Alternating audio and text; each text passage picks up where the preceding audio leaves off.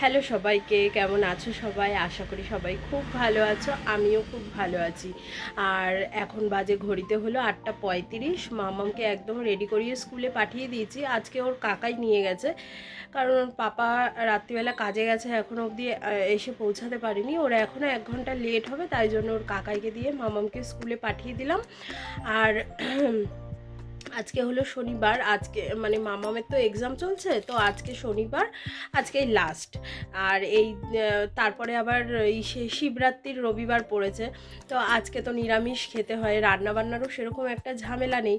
আর এদিকে বিছানার চাদর, এই দেখো বিছানা গোছাতে এসেছি, বিছানার এই চাদরটা তুলবো, কারণ অনেক দিন হয়েছে বিছানার চাদরটা পাতা, আর আজকে মাথা পাতা ঘষবো আর কি। তাই ভাবলাম বিছানার চাদরটা চেঞ্জ করে ফেলি। তো বিছানার চাদরটা তুলবো, আর এদিকে বালিশের কভারগুলো কিন্তু অলরেডি এই যে খুলে ফেলেছি, এই যে নিচে রেখে দিয়েছি। এই বালিশের কভার, বিছানার কভার সব কিছু ধোবো আর কি, তো ওই জন্য তুলছি। আর ফ্লিপকার্ট থেকে একটা বিছানার কভার আমি অর্ডার করেছিলাম, তো সেটা তোমাদেরকে দেখাচ্ছি, দাঁড়াও।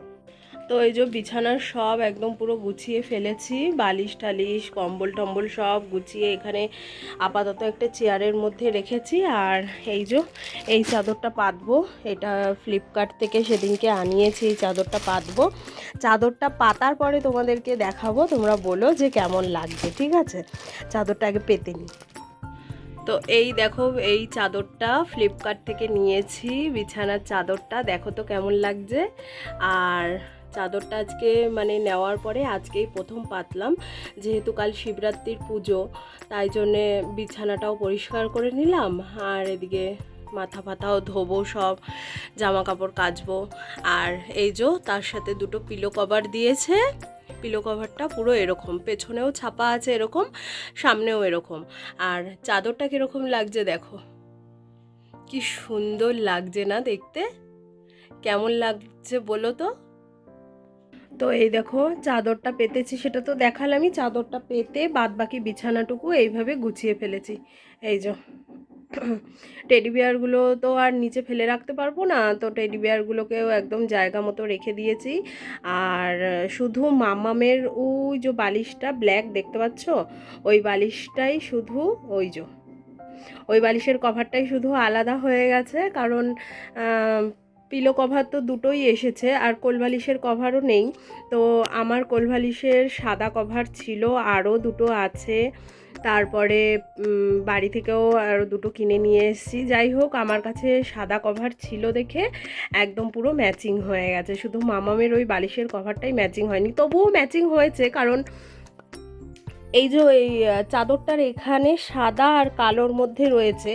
আর ওকে যে বালিশের কভারটা লাগিয়ে দিয়েছি সেটাও কিন্তু সাদা আর কালোর মধ্যে। আর নিচে যে ওর কম্বলটা আছে দেখো, ওটাও সাদা কালোর মধ্যেই, ঠিক আছে? তো ম্যাচিং পুরোপুরি হয়েই গেছে বলতে যায়।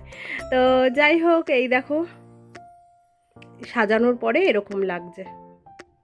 তোমাদের সাথে কথা বলতে বলতে এদিকে স্বপনও কাছ থেকে চলে এসছে, আর সেদিনকে এসছিল না, অনেকটা লেট হয়ে গেছিলো। এসে হাত মুখ ধুয়েছে, তো আমাকে বললো একটা চা, একটুখানি চা করে দাও তো, লিকার চা। তো চাটা বসিয়েছি। আর এই দেখো এরকম একটা গিফট নিয়ে এসছে। অবশ্য সেদিনকে একটা নিয়ে এসছে, একটা পেয়েছে বলে।